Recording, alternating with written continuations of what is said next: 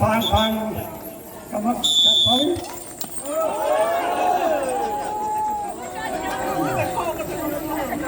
เอาเบิ่งเด้อสีของผู้หญิงสีฟ้าเด้อของผู้ชายนี่สีเหลืองเด้อผู้ใดเสียนะมันเสียเรื่องกันแล้วแต่เรื่องเอาแต่สองก้านสองไฟเว้ากันเด้อกรรมการเฮ็ดตามหลักการเด้อกีฬาอะไรแม่นของผู้ใดฮะเนี่ยแม่นนาต่างก้อนแล้วผู้นั้นเสีย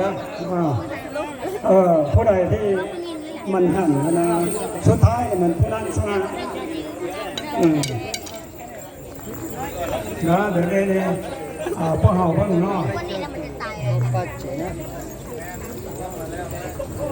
ยาตาลอยาเป๊ะกินได้ดีขึ้นสิแต่เชื่อเป๊ะเจ้าป้อนเนี่ยหมดได้มันสิหมดแล้วเนอะคือการท่านมาไม่ถึงของผู้ชายเลยนี่คุ้มว่านี่ผู้ยิงเห่ายิงงงเห่าสามารถในความสามารถแบบนี้มีแต่เป็นทีมอันนี้เขาเนี่ยเป็นทีมเนอะเป็นทีมห้ามกวนเนอะกรรมการบอกว่าห้ามกวนเนอะเป็นทีมแล้วพวกได้เสียนะเพราะนั้นเดี๋ยวกรรมการเห็นเองเนอะคันพวกได้เสียนะผู้ยิงก่อนแล้วคันผู้ยิงเสียที่เจ้าขอจุ่มมันนึกก่อนแล้วแต่เนอะมาแทนเนอะเดี๋ยวอันนี้ให้สร้างกับพวกนั้นนะขนาดปิ้นซึ่งหมดทั้งไม่ตี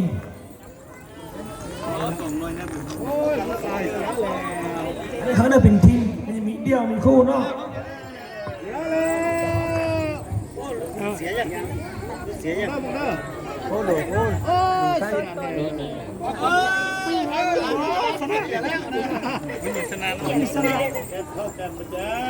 มันยิงชนะแล้วมาหน่อยนี่นู่นมาหน่อยนี่นู่น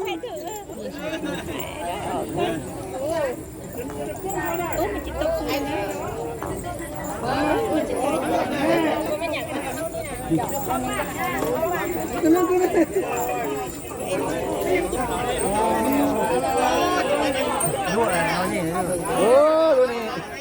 ชนะก็มันเนอะไม่มีความสามารถตันนะผู้ชายมีความสามารถตันนะคนหมายกับวงแล้วมันยิงสายเนาะยันตรงห้องนะนี่มันตรงห้องมันเสียแท้น่ะแล้วน้องยิงก่อนยิงเชียงขวางไหน